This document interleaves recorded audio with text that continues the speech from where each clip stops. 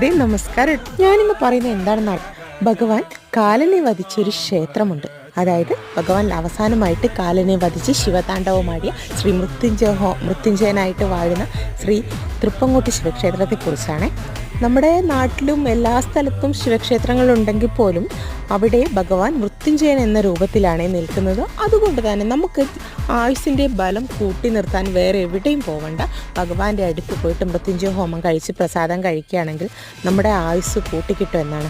അത് വിശ്വാസമല്ല, അവിടെ മരണത്തിൻ്റെ അവസാന നാഴികക്കല്ലിൽ പോലും ജീവൻ ലഭിച്ച ആളുകൾ പറയുന്നൊരു സത്യമാണ്. ആ ക്ഷേത്രത്തിലില്ലേ അത്രയേറെ മനോഹരമായ കാഴ്ചകൾ കാണാനുണ്ട്.